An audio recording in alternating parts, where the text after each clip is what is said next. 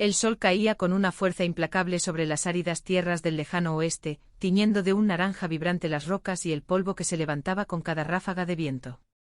En aquel paraje desolado, donde la resistencia era una virtud y el valor se medía por la rapidez de la mano, el comisario Picapiedra se encontraba en medio de una situación que pondría a prueba hasta al hombre más audaz. «Oye, oye», exclamaba con una mezcla de impaciencia y orgullo, dirigiéndose a su eterno compañero. Pedro, preguntaba con una voz que resonaba en la amplitud del desierto, ¿cuándo desenfundarás finalmente? La duda flotaba en el aire como el calor sofocante y la falta de confianza era evidente en los ojos del pequeño interlocutor.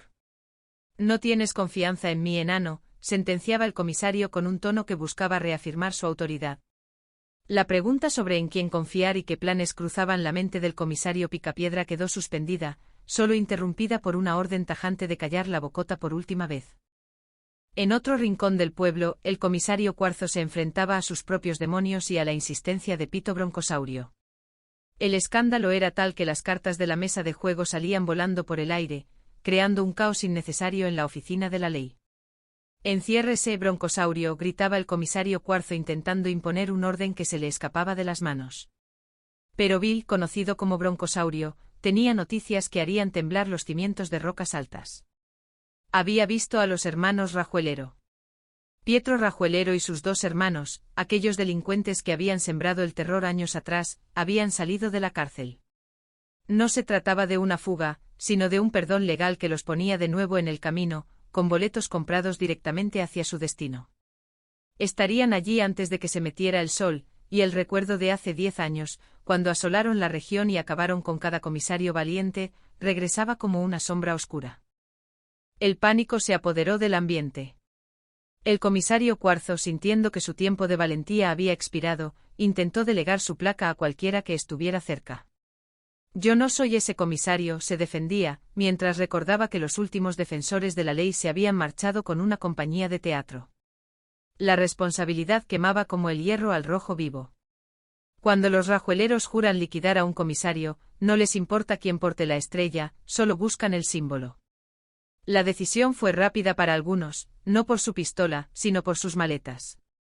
Los verdaderos cobardes, pensaba Cuarzo, deben estar listos para correr antes de que el peligro los alcance.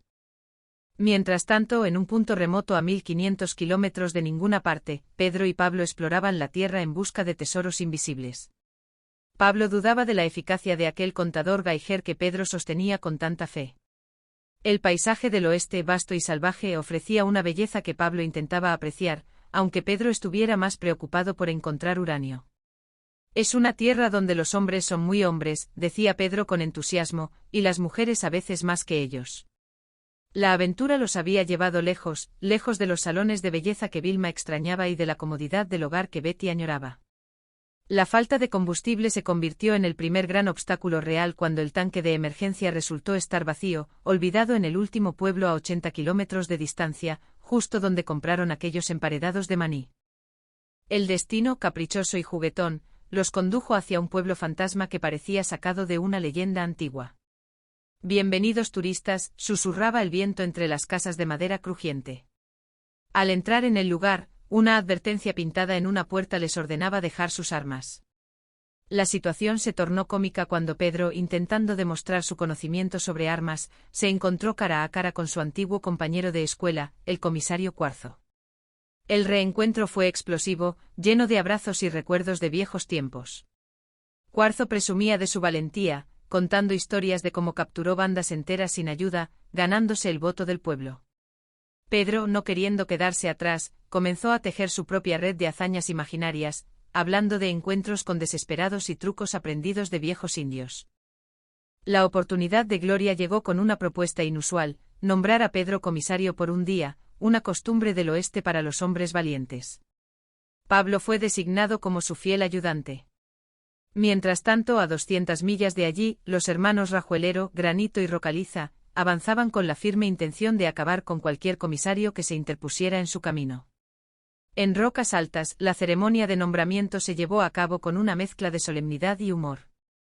Vilma lloraba de emoción, o quizás de miedo, al ver a Pedro prestar juramento. El honor de representar la ley se mezclaba con la presencia inquietante de Zopilo, el enterrador local, quien ya tomaba medidas para un nuevo traje, sugiriendo con humor negro que el modelo tamaño gigante podría ser necesario pronto. El pueblo, antes bullicioso, comenzó a sumergirse en un silencio sepulcral. Las noticias por radio confirmaban la liberación de los Rajuelero y el pánico se extendió por las calles. Kitty, la dueña del salón, ofrecía banquetes gratuitos a los nuevos oficiales, considerando que quizás solo les quedaban 2 horas de vida. La tensión crecía y la realidad de la situación empezó a calar en Pedro y Pablo. El comisario Cuarzo, el hombre que supuestamente era el más valiente, fue visto escabulléndose hacia la lavandería con una maleta llena, una señal clara de que el peligro era real y muy cercano. Pedro, atrapado entre su orgullo y el deseo de huir, decidió enfrentar su destino. A pesar de los ruegos de Vilma para que se comportara como el cobarde que ella amaba, él decidió defender la insignia. Los hermanos Rajuelero llegaron finalmente, sus figuras recortadas contra el sol poniente, listos para el duelo final. Pero el destino tenía una última sorpresa preparada. El sonido de una corneta no anunciaba a la caballería, sino a los famosos KROC, las estrellas de televisión que Pedro y Pablo tanto admiraban. Los artistas habían llegado para ayudar, transformando un posible tiroteo en un encuentro lleno de autógrafos y alegría. Los Rajuelero, confundidos y superados por la fama y el carisma de los recién llegados, no tuvieron más remedio que retirarse. La paz regresó a Rocas Altas. Pedro y Pablo regresaron a sus vidas cotidianas, llevando consigo fotos de sus hazañas y recuerdos de un día donde fueron los héroes del oeste. La aventura terminó con una nota de humor cuando Pedro, siempre buscando la próxima gran oportunidad, consideró comprar un equipo para localizar tesoros en el mar por 10 morracos, ante la negativa rotunda y repetida de Vilma.